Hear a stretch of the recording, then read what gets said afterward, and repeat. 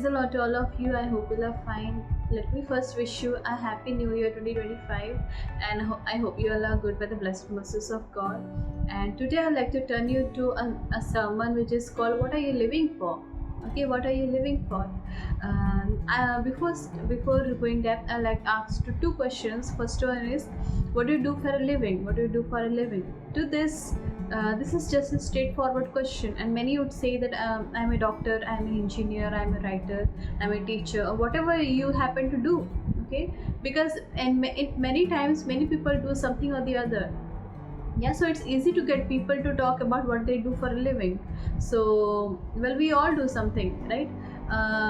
To my second question, would be, what are you living for? What are you living for? This is my title of this today's sermon. What are you living for? So this new year, my only question would be like, I like everyone to know that what are you living for? Many people live for fame, many people live for money, for approval, and yeah, they just get along. They to them, there might be many things they would not think about, but on the other hand, they do it. Yeah, they do not know, they love money, but they're living in money, they're living for money. Yeah, okay. Then again, I think when Jesus would be in today's time, in today's actual as a flesh, he would have questions for us. He would have many questions for us. That one question would be like, okay, Jesus lived a perfect life. He died a perfect death. He knew that he'd going to die, and still he performed it, and still he came into the world knowing that he would die one day. So knowing this, knowing that it would end like this in his death, Jesus gathered his disciple. He gathered his disciple in a quiet place and draw them out with deeper commitment. Okay. Then Jesus asked them that, who do you think the Son of Man is? Who do you think I am? Jesus asked, and Peter replied to her, you are the Messiah, you're the Son of God, you're the Christ, in Matthew 16:16. Yeah. And but the conversation does not end there. Jesus was looking actually more than a confession. He was looking for commitment.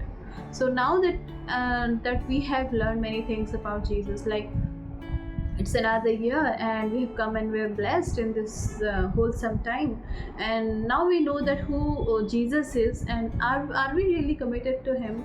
Are we really committed to him? Jesus puts this question mark in Mark 8:34-36. He says that if anyone come after me, let him deny himself, take up the cross and follow me. And again he says, for whoever wants to save his life will lose it, and whoever loses his life for my sake will find it.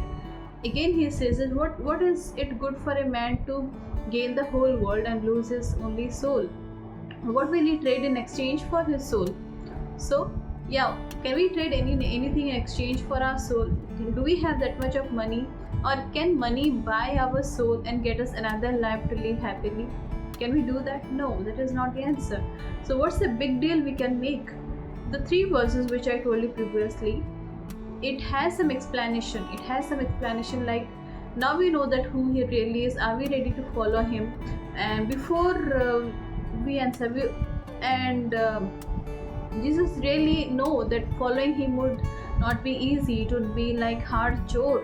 Like it will seem to the world as if we are wasting our life, but it is not. We are gaining our so much more than like our soul is being saved, and for eternal life we are preparing a path for that.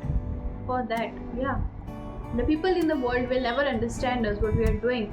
It will seem like we are throwing away our life. It will seem to them like that, like making disciples and coming and following, taking up the cross and denying ourselves and not following the desires of the world. Because many people say that till the time we have, let us enjoy, let us fulfill whatever our hearts desire, let us go to the peak of the mountain and just dance and sing and drink and smoke and do all the pleasures of this life, gain money.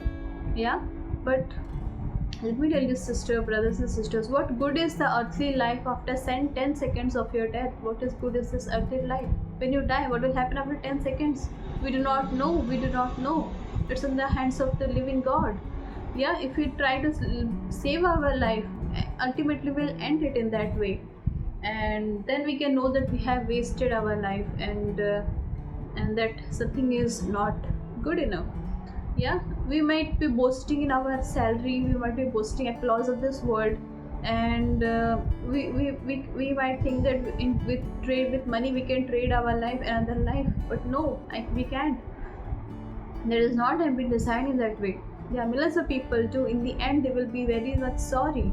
In the end, they will be sorry that they have not listened to prophets and Jeremiah and many people. And Jesus' word has been trying to warn us that kingdom of God is at hand. And yeah, this reminds me of one of the famous word of Bob Dylan, which says that we are gonna have to serve anyone. Either it is money, the devil, or it is the Lord.